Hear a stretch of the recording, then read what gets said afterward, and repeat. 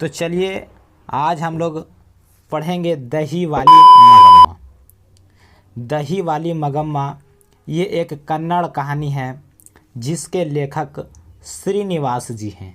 इनका पूरा नाम मस्ती वेंकटेश अय्यर है और इनका जन्म 6 जून 1891 को कोलार, जो कहाँ है, कर्नाटक में हुआ था। और इसको हिंदी अनुवादक कौन थे?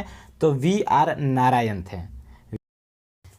वेंकटपुर नामक गांव में एक बूढ़ी विधवा औरत रहती थी जिसका नाम मगम्मा था। उसके घर में एक बहू, बेटा और एक पोता रहता था।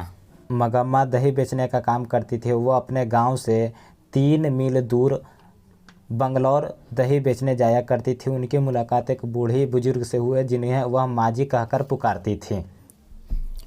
एक दिन अचानक नजम्मा अपने बेटे को पीटने लग रही थी। तभी मगम्मा कहती है, क्यों रे राक्षसी, क्यों मेरे पोतों को पीट रही है?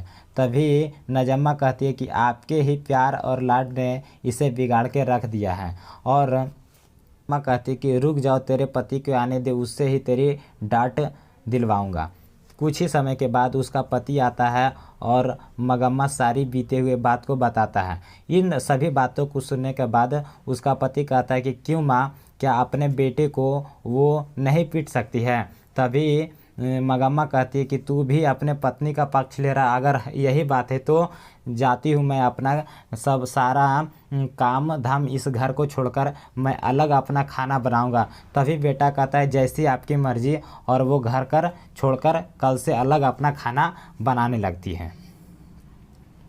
यहाँ पर सबसे बेहतरीन औरत बंगलौर वाली माजी को मानती थी और जब भी दही बंगलौर बेचने जाती थी तो वह अपने माजी से ज़रूर मिलती थी और सारी बातें को बताती थी। जब मगम्मा दही बेचा करती थी तो उस पैसे से अपने बहू के लिए जेवर ले जाया करती थी, लेकिन बहू के लड़ाई के कारण अब उसके पैसे बचने लगे थे।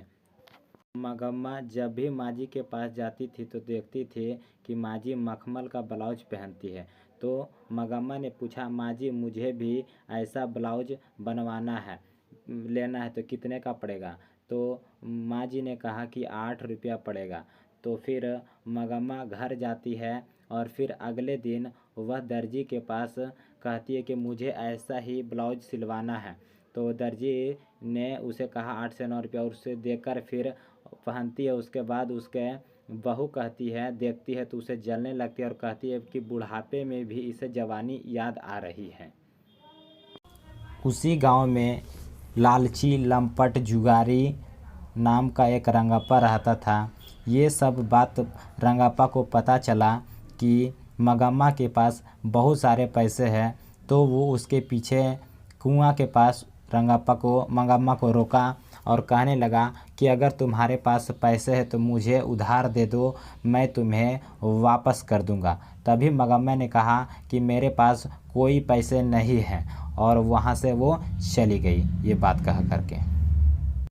मगम्मा जब घर आई तो उसने सोचा कि डेली रंगप्पा मेरे से पैसे मांगता है।